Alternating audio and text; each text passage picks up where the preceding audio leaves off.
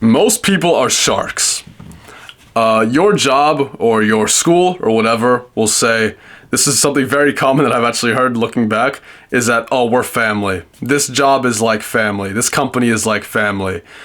We are like family. Your friends will say, oh, you're like my brother or whatever, whatnot. This is said, all the time. People are sharks. Now, I'm not saying all your friends are going to betray you, and maybe you could meet those people you're really, really tight with. And I'm going to be honest, I've met some people I'm freaking, we're tight, like we're close for sure. And I don't think they will betray me. But the truth is, you never know. You never ever know. And don't let anybody else convince you otherwise. If this person has weakness, and if you've seen this weakness before, any kind of vulnerability, it is possible for them to betray you. Let's say a company, right? This is very common within companies. They will always say, oh, we're like family, we work together, we want to help each other out, blah, blah, blah. Maybe the company will take you out to dinner and whatnot. Good, that's great. But guess what? At the end of the day, they want those KPIs to be met. They want the work to be done, and if it's not done, it's a problem. They care at the end of the day about the bottom line, about the numbers. Now, there's a few jobs, few outliers that might not necessarily be like that. Like maybe if you're doing even so, if you don't do your work, if you don't do your job, that family gets divided and they don't actually care about you. See, if you really think about it, how would people behave when you're at a building and you're working and you're at this job, and this might sound intense, but there's like an active shooter or something, or like some kind of thing that's actually a threat. I'm telling you right now, everybody's just running. And you're the last person that they're thinking about. And then rightfully so, right? Everybody thinks about themselves. They need to save themselves, right? That's kind of an extreme. I don't know if that's like the best example. But if you get fired, everybody's staying silent. Nobody's going to like defend you because they want to keep their job, because they need to keep their salary, because they need to provide for themselves and pay their rent. At the end of the day, it's a dog-eat-dog world. And you need to remember this. Your girlfriend might say she loves you. I swear, I'm making these videos out of like some unconscious hurt. But low-key, no, because like I've just like seen this over the years. It's just like logical. You gotta look out for yourself and your actual family, because family's all you got, and not everybody even has that.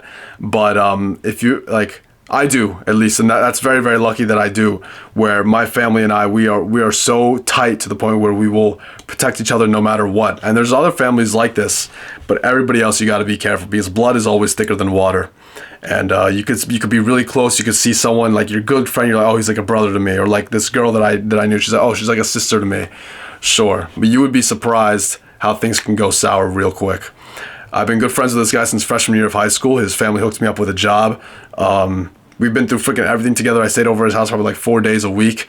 I've told this guy every single like detail about myself. We were literally best friends, every single thing, and we don't really talk much anymore. Like there's some shit that happened, and well, we went out to dinner one night, and like it was just, you could just feel in the air that there was something off. And he would even say at the dinner table, like, you're my brother. I'll never, we're always gonna be close. I see you as a brother.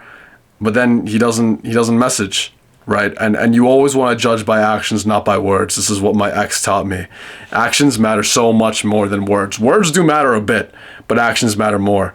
They could say whatever, they could talk all this cap and whatnot, but see what they do. See the results that they have. See the videos that they're making. I keep talking. That's what I need to fix. I need to talk from a different lens. I need to talk more in your lens. See the friends that they have. See who they're around. If your ex might be, the girl that you're talking to might be a great girl, but genuinely look at her 5 closest people that she spends time with. She's probably the average of those 5 people. And if her friends are doing hot girl summer shit, then guess what? She probably will too. Words mean nothing. Genuinely, just remember. No.